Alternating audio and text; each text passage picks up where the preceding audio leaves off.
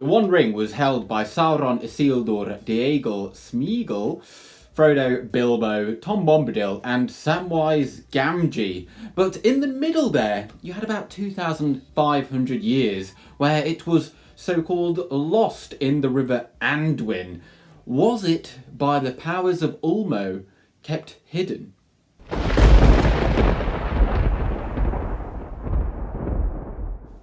Hello everybody and welcome to the channel. It's Friday, that means another one of these lore videos. I hope that you enjoy this one, and if you do, why not like and subscribe? Also, don't cut your own hair, it will look rubbish. Let's get on with it.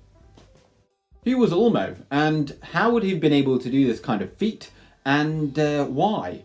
Well, Ulmo was one of the Valar, that's these folks up on the screen for you, and he had a predilection to water. He was the Valar of waters and seas, and he took part in the music of the Ainur. That was the song which basically formed the entire universe, and he was instrumental in that.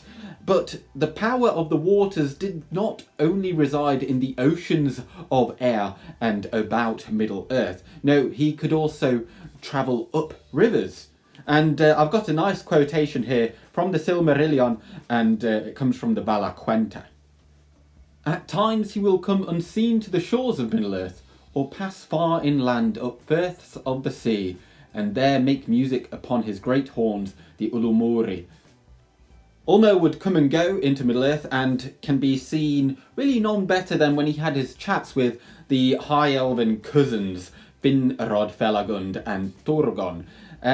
Well, I say chats, they were more dreams, and in these dreams he'd tell the two cousins that Turgon, you're going to have to build a nice hideout up in the mountains called Gondolin, and then to Finrod as well, he'd tell him to go and build Nargothrond, a bit south of there. And this was because he knew that Morgoth would have some dark tidings to bring. Of course, in the Silmarillion, it does say that the power of Ulmo receded from the Vale of Sirion, but this is only due to the power of Morgoth, because after battles such as the Nirnaeth Arnoediad, the pools of Ivrin, the source of the Narog River, and Aethel Sirion, the main source of the Sirion River as well, they were defiled. And as Ulmo never forsook the lands of Middle-earth, it's safe to assume that he still came back after the defeat of Morgoth, and was also kind of present in other rivers of Middle-earth. So was it Ulmo who hid the ring in the River Anduin for much of the Third Age, and was he still around? Well, if I just continue that quotation that I had from earlier, it goes on to say, and those to whom that music comes hear it ever after in their hearts, and longing for the sea never leaves them again. Specifically in The Lord of the Rings, you have Legolas kind of have this yearning for the west when they make it to Pelargir, and Galadriel does give him this warning, but it isn't specific to only Legolas. This is kind of what happens to all elves in Middle-earth.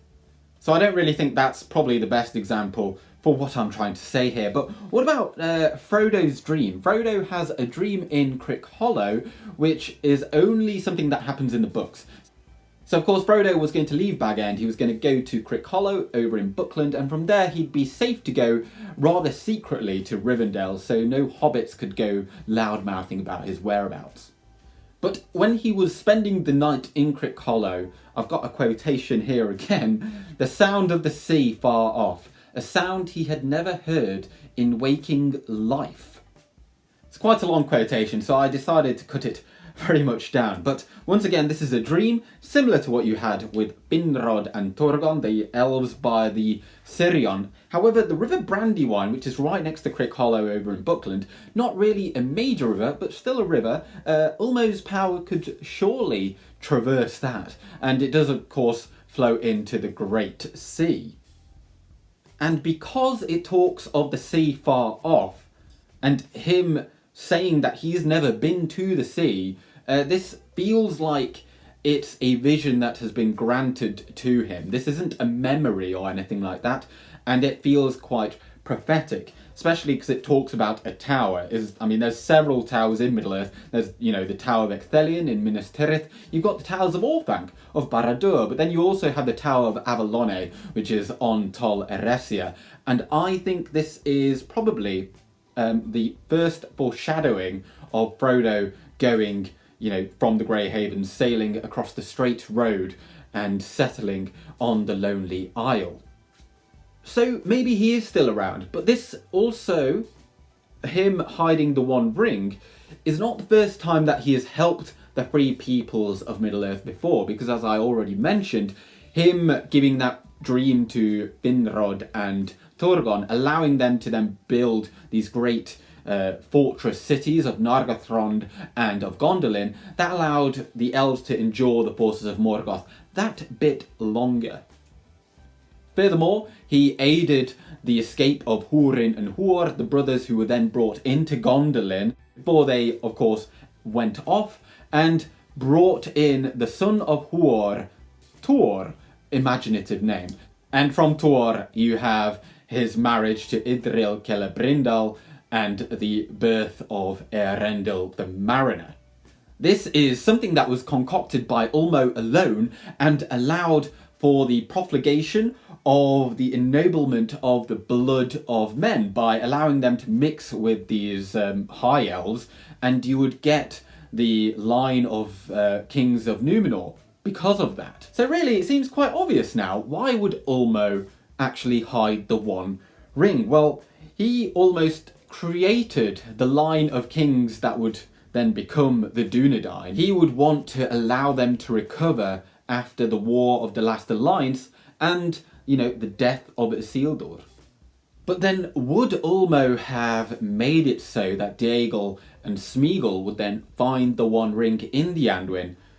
I don't think so. I think that's where his role in this ended. That seems more like something that Eru Ilúvatar would have ordained, because Ulmo wouldn't have necessarily known that Sauron would then rise to power in about 400-500 years after that. But as the Valar, they were not privy to the full extent of the music of the Ainur. The third theme was Eru Ilúvatar alone, so he alone would know what would happen in the history of Middle-earth. He would have alone known that Sauron would later rise to power, and you'd have other forces such as Saruman then kind of striving to find the One Ring. Saruman, of course, would begin to look for the One Ring about in the 29th century of the Third Age. So this happened 300 to 400 years prior to that, and it went into hiding with Gollum. I believe that masterstroke was indeed by Eru and not of Ulmo, but Ulmo did hide it for about 2,500 years, which is a staggering amount of time, and of course, entirely my own opinion. It could be incorrect, but it seems to make a lot of sense to me after some thought. If you don't agree with that, let me know, but yeah. Have you got any ideas? Not saying that there has to be a full-on answer, because I think that adds to the whole magic of the setting. But anyway, thank you very much for watching. I hope that you've enjoyed it. I'm going with Gandalf. Good day.